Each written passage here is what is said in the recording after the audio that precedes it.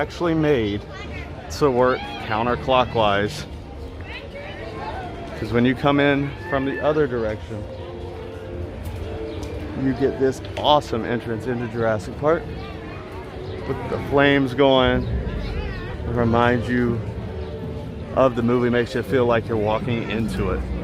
But what's that in the corner? You can see it. You can see Hogwarts Castle coming up. It's one of the few spots where you can see from land to land, just accidentally peek a little spot.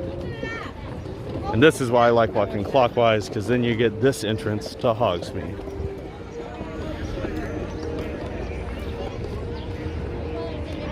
If you have never seen it, it looks exactly like the actual Hogwarts Castle in the movies. They light it up real cool at night too sometimes. And during normal times they have a Halloween show, a Christmas show, nighttime light show. There's the other kiddie coaster in the park, the Flight of the Hippogriff. I don't recommend doing that one unless you have kids. Or if you need the credit. That's the main reason I did it. It is a cool theme, and you do go over Hagrid's hut. So it makes it somewhat worth it if you are, and you ride in hippogriffs. So if you're a Harry Potter fan, there's some value, even though it's a kiddie coaster. But it is among the worst coasters I have ever been on. Kiddie coaster or not. It's just rough, gives you a headache.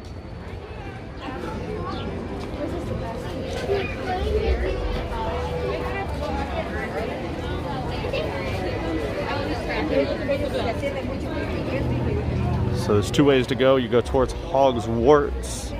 You go towards Hogwarts, or you go toward Hogsmeade. There will never be a time on a busy day where you get a good picture in here without other people in the background. So just get over it. This is where probably 80% of the people in the park are at any given time. And not just for the rides. These rides usually don't get all that long of a wait. Right now they're at an hour for the castle ride. Harry Potter and the Forbidden Journey. And this is a really cool three-dimensional dark ride. You don't wear 3D glasses, but it's still 3D. And you are on actually a Kuka arm, which is what they use in factories. The arms that can swivel you in any direction. And you go through screens, physical sets, and it really is one of the two best dark rides that I've ever been on. It's between this and Rise of the Resistance over at Hollywood Studios. This one I've been on many more times, and it's 10 years old and it still holds up. It will get you a little motion sick if you get motion sickness at all. So do go in expecting that. Take your Dramamine before you get on. But I recommend it even if you get motion sickness. It's worth it. It truly is one of the best rides. You go through a lot. First of all, the queue, you go through the actual castle. You go through a lot of the classrooms that you see in the movie. You go through the Defense of the Dark Arts room. You go through the dungeon, not the dungeon, the basement. You go through Dumbledore's office. You get to see holograms of Harry and his friends, the Hand of Dumbledore. Then on the ride, you go through the Forbidden Forest. You go through the Chamber of Secrets. You go through a Quidditch match. There's just so much cool on there. I will say the one flaw to the ride, and this is why Rise of the Resistance beats it out, is that the pre-show and the ride assume that you know what's going on in Harry Potter. They don't really give you a backstory as to what Quidditch is, or as to why you're going to or even that you're in the Chamber of Secrets. It's basically a ride through the movie. So if you don't know Harry Potter at all, it's still a really cool ride, but I recommend watching at least the first Harry Potter before you come here and ride it. It'll make your experience so much better in this whole area anyway. I actually came here with someone who had never seen Harry Potter recently, and I was amazed by how unimpressed he was by the area compared to everyone else I've ever seen. And you might see people carrying around wands in this area. That is another one of the coolest parts of this land. And I'll show you the wand shop up here. There's a couple places you could buy the wands. What do the wands do? So there's two kinds of wands. You can get either the interactive kind or the non-interactive kind. Non-interactive, just as it sounds like, are just decorations. There's something to sit on your mantle and to show off your Harry Potter nerdiness. However, the interactive wands actually do magic.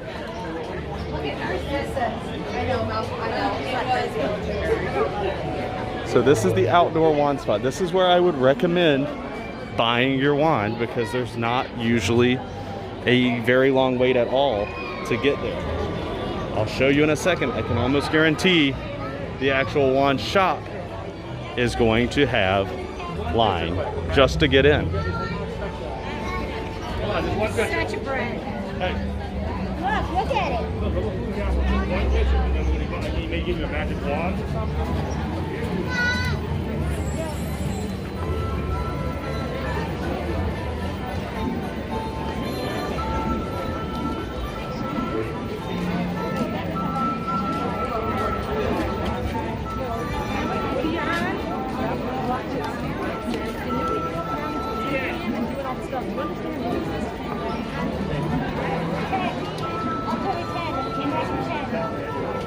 And they are not the easiest to use. I have tried to use them before, but as you can see, they do actually do stuff. So between the two parks here in USF, Universal Studios Florida, there are over 50 places to interactively use these wands. They run about $50. To me, that is honestly not that bad, given the coolness that they have, especially for kids or Harry Potter nerds, which are basically kids at heart. I recommend any Harry Potter fan get the wand, especially if you're going to be here for more than one day, so that you have time to do more than just rides. So this line over here with people sitting down, that is for Ollivander's wand show. This is a much longer line than it looks like, because it's only one group in the building at a time, and it's a 5 or 6 minute experience. It's a show. I have never done it. I plan on doing it in my future video where I do a Harry Potter day. I try to do as much Harry Potter as possible. But it's a show where, just like in the movie, you're in Ollivander's and the wand maker slash shop owner gets you the wand that magically chooses you. Right now it is cool though, being that it's only one group per show. You get to choose who gets chosen. Normally it would be a group of 20 people or so that go in and they randomly pick. So since it's just you and your group, any of you can choose to be chosen. So this area, like I said, super themed. One of the coolest things, just a little Easter egg they put in, is in the conveniences, as they call them, you can actually hear Moaning Myrtle as you take a leap.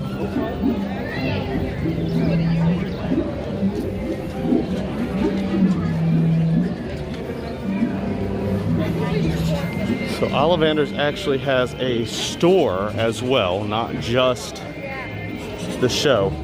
So the store is the main place to buy your wines.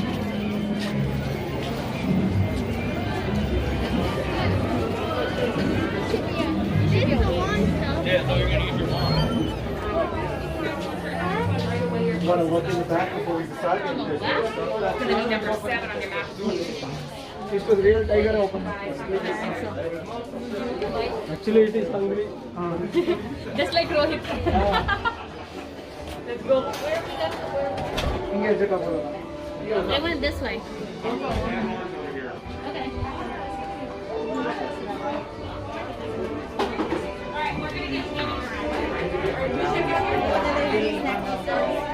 So there's a couple rooms with the wands available, but they are all very tight. The wand shop in Diagon Alley in the other park is a little bigger. This one does the job. Like I said, you can get the same wands outside in that nice open kiosk. In one way, it sucks how small all the stores are in this world. However, it is a tribute to the books and the movies, and that in the time period these places would have been built, they could have only been 1 2x4 long. So they are all the maximum length that they could physically be given the parameters. So it just adds to the realism, adds to what you see is really just based on the movie and the books. And they did everything they possibly could have to replicate your experience.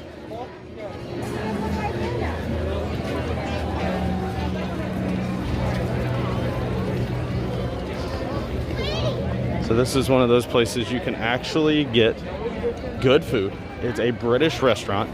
It's the Leaky Cauldron. Sorry.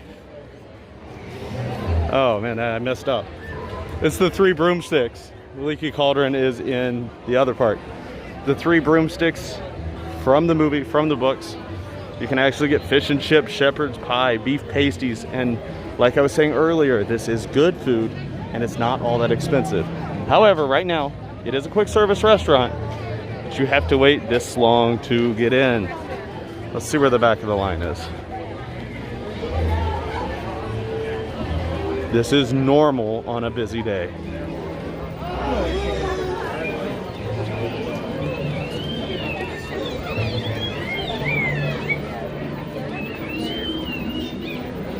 I'm assuming this is the end of the line. I could be wrong. So probably looking at an hour just to get in, to get seated. Now the food does come out pretty quick. It's a quick service restaurant. They do bring it right to your table. I am going to have a separate video eventually on mobile ordering and how to do it. Excuse me. Now, if you just want to drink, and actually if you want to drink at all, you can't order it from your table if it's an alcoholic drink. But you can come in to the Hog's Head, which is the bar inside of the Three Broomsticks. And you can order beers and mixed drinks here, including fire whiskey. And you can also get your butterbeer in here, which a lot of the time, including right now, is a shorter wait than the actual butterbeer cart. And you do not have to be 21 to go order a butterbeer because butterbeer is non-alcoholic. So they have 3 kinds of butterbeer. They got regular, frozen, and hot. And from what I understand, hot butterbeer is here to stay even during the summer. I guess they're gonna test it out this year and see how it works. This is the line for butterbeer. It doesn't move as fast as you think it might would. But it's definitely a must-do. And I will say the frozen butterbeer is not like a slushy so much. It's not as icy as a slushy, and it's not as smooth as a milkshake. It's somewhere in between, so it really is its own thing. Kind of fizzy, like everything in England. And then here's the other ride that you're gonna really want to ride. But will you get a chance to? That's the question. Hagrid's Magical Motorbike Adventure. This is an awesome roller coaster. But you do have to have a virtual queue to pass to ride, which I am going to show you how to do.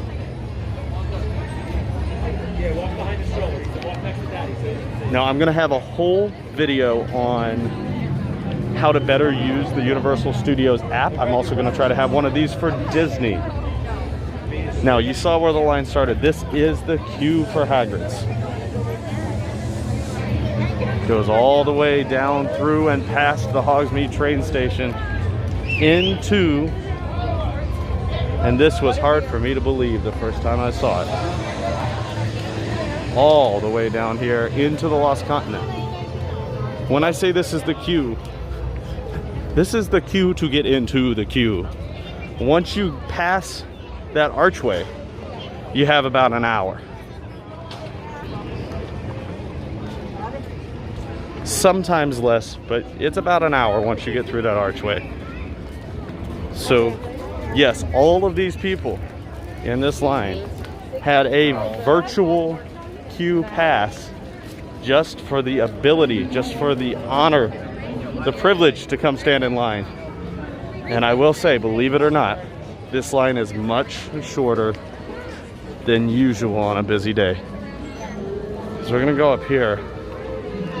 So normally this line goes up through here, through to, you can't even see it, there's a theater back there, all the way back around. So usually it's another couple hundred people back here in line. That's where they check. Hello there. Are you taking my picture? I am. Excellent. I always like to look my best for a camera. It's always good to know when someone's filming. This is the talking fountain at Universal. I'm Casbah. I'm Casbah the Rock, Mystic Mountain. Who are you? I'm Corbin. Corbin. Hi, Corbin. Where are you from? I live down the road. Where? Orlando. Welcome to the Lost Continents. Are you lost? Extremely, apparently. What are you looking for? I'll help you find Looking for my dream in life. it. Nice. What do you do for a living? Pretty much this. This is what you do? Just film me? Pretty much. You like that? I do. All your dreams have just come true. Good work if you can get it, I guess, right? That's right. Nice. Oh, bye, Corbin. All right, I will. So yes, the talking fountain is working today. That's pretty cool. It's one of the cooler character interactions, and it's not some character from a movie. That is the cool thing about the Lost Continent. It is the last area in Universal's Island of Adventure that is not based on a movie. It's based on imagination. The bad thing is there are no rides in this area. Harry Potter keeps inching its way farther and farther into this world, and there are plenty of rumors on what could happen to this land. Because as you saw back there, behind the talking fountain, they used to have a theater back there for Sinbad's stunt show. It is no longer there. You're gonna see in a second, Poseidon's Fury was a walkthrough attraction that has been closed through most of the pandemic, not the beginning of it, so it's not because of social distancing, and is strongly rumored that it will not open again because it's not that great of an attraction to start with. It is a people eater in that it does pull through a lot of people every hour and keeps a lot of people out of lines. So that is one reason that you see the lines getting so long, is because there's not either of these attractions in this world. Although Sinbad's hasn't been here for as long as I've been coming here, for years. There are kebabs at Fire Eater's Grill. That is the worst food I've had in the park. Don't eat it. And this is a recent addition. It seems like pretty much all day. I passed by this before I started filming. They had Madagascar creatures out. Now they have them again. So again, you can take socially distant pictures with them. And they do allow you to take your mask off as long as you're socially distanced and standing still. If you're taking a picture or eating or drinking. I don't make the rules, don't ask.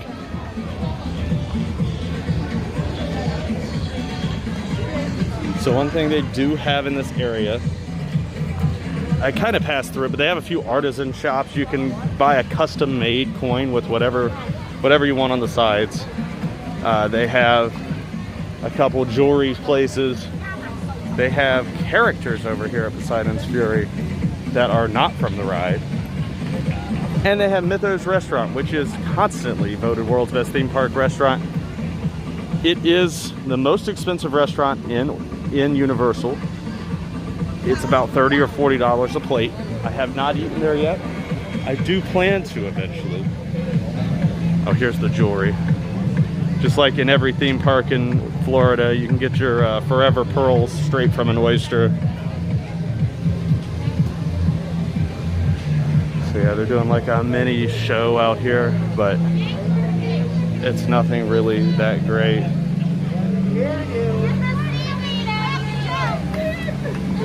Well, Hello. Maybe As you can see, the temple is sealed on Poseidon's fury. Escape from the lost city. One thing it does have is one of the coolest facades. You can't even see it from here. You have to go farther away.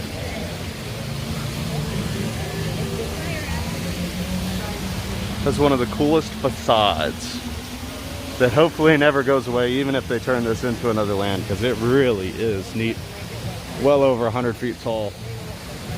Here's another sign of the park was definitely designed to walk clockwise. I'm sorry, counterclockwise. I walk clockwise, because this is the entrance to the Lost Continent. And continuing, although this could go against my theory that I might be walking the right way. This very clearly tells us we're walking into Seuss Landing. This is the last island of adventure. Now, one thing you might see in this video, if you've never been here and you're used to going to Six Flags, you're used to going to, you know, Kings Island or Cedar Fair parks or Dollywood, there are not many roller coasters here. Even when Velocicoaster opens, there will be a total of 5, including the 2 kiddie coasters. There are not even all that many attractions. There's about 12 rides, maybe. Not that many. The thing is, each ride is such high quality. Even this People Mover knockoff. And each land is well themed, and the thing is, you're not going to want to spend all your time riding rides here. You're actually going to want to spend time walking through the shops and the themed lands. You're not going to want to run through Harry Potter's worlds in 30 seconds and just ride the rides. No, you're going to want to go in the shops. You're going to want to see things. You're going to want to play with wands. You're going to want to, you know, take pictures with these characters.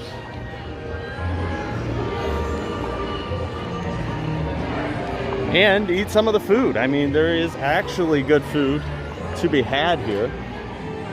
Just don't eat the burgers and pizza and chicken tenders. Eat anything else.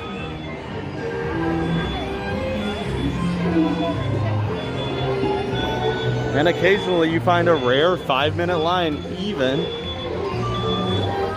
on a sold out, capacity filled day at the park, which is absolutely crazy. And I rode Cat in the Hat before I started filming, and it was a walk on. No way. So we got 2 rides here. You got the High in the Sky train ride. It's just a cute ride going around Dr. Seuss Land, basically a place to put your feet up. I said 2 rides, there's more. You got the carousel over here, the carousel.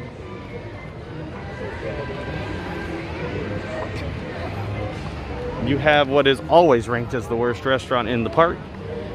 Again, it's just chicken sandwiches, cheeseburgers, fried chicken, and pizza.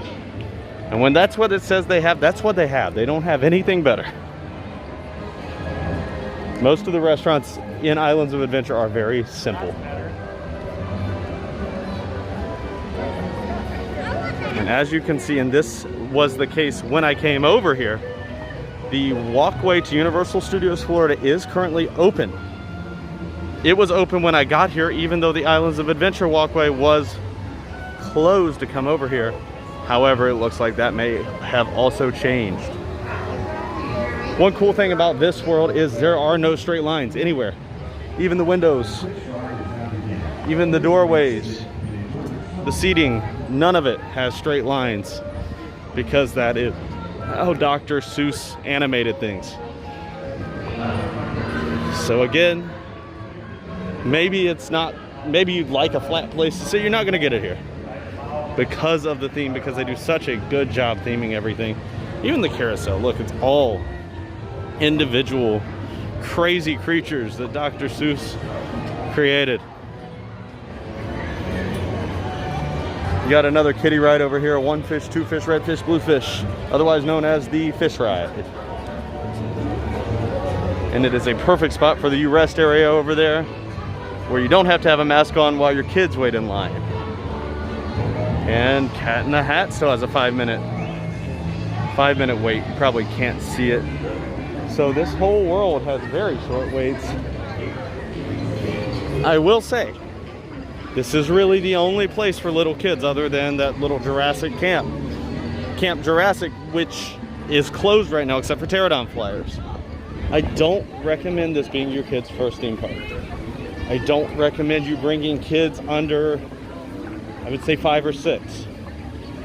I think there is a little to do for them, but not much. There are a lot of rides they can ride once they're about 4 feet tall.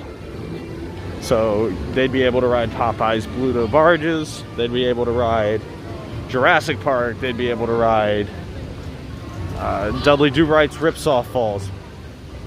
Pretty much everything except the roller coasters.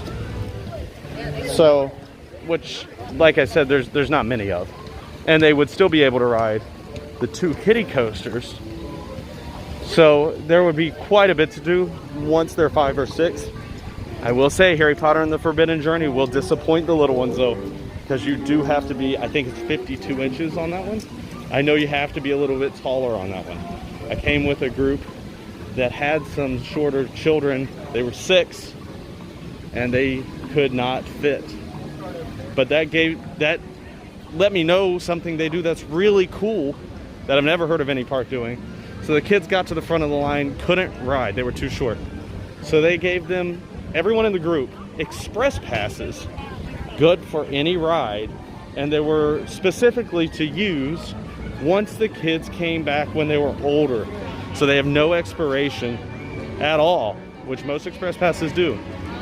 So to give them some sort of consolation for the disappointment, when they come back when they're older, they get to ride the ride without even having to wait.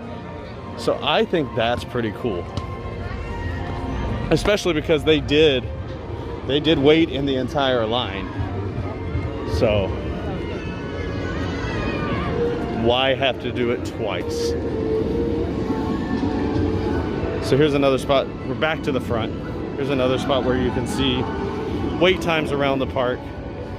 And again, you can do it on the app. And I will definitely have an app video soon showing you kind of the ins and outs of what you can do on there. Because it does help to know how to use it. The wait times really are not that bad today. I thought they would be a lot worse. They're not short enough that I'm gonna go ride a lot of stuff. And there's a couple things that are ridiculous. But like Reign of Kong was 120 earlier, it's back down to 65. So the Hogwarts Express at 30 is not bad at all. Ripsaw Falls under an hour. Go-Drat barges at 35 minutes, and it's probably 85 degrees today. It's pretty hot. So back to this front you rest area where you get to see the whole park. And I want to show you just a couple more things before we leave today. So you can see there are physical distance markers here because there is sometimes, I've never actually seen it, but there can be a wait to get into the trading company, which is, I talked about it earlier, it is their store where you can get pretty much any of the basic stuff from the park. I've never seen these though, these are pretty cool. So you can buy an actual Quidditch robe, or Hermione's ball gown, or Snape's costume for as much as $500. So if you really want to cosplay, it's a good place to come. Now, there is not everything from the parks up here. What you can do in any of the stores, you can buy the merchandise and they will send the stuff up to the front of the park. So you can pick it up at the end of the day. That includes this store. So if you want to buy things first and then go ride stuff, you can do that as well. But this store does not have everything from the other parts of the park. And there are some things, like the Secret Life of Pets, that you can't find anywhere else in the park. Just like outside of the park in the large store in City Walk, you can get some of this merchandise, You can get some stuff that doesn't exist in this store, and some of the stuff you'll be disappointed not to find. So if you find it, buy it if you really want it.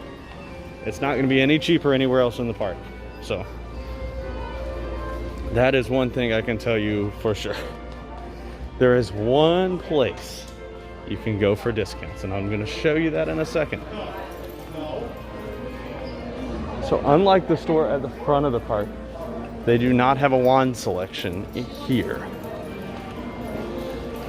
They do have all the lanyards, a lot of the t-shirts and towels, but no wands.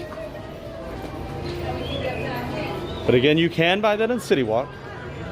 You can buy that at Ollivander's. You can buy wands at the cart in Hogsmeade, and there's spots in Universal Studios as well. So plenty of places to buy wands, and even more places to buy them without waits to get in, unless you want that experience, the first time experience of going in.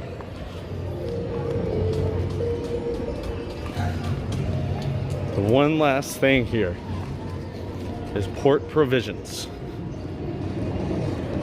This is the one place where they put their clearance merchandise. Not everything here is on clearance. And we'll see how much of a sale they really are. This shirt is $12 instead of, it's normally $28. We got some yoga pants, $15.99 instead of $32.95. So, and then hats that aren't on sale. Back to the Future shirt for $20.99 instead of $30. So yeah, you can actually find some pretty good deals here. About half off, it looks like, on most of the stuff in here, except for the stuff like this that's not on sale at all. So just make sure you watch the tag. If you're thinking you're going to get a sale, they are priced as marked.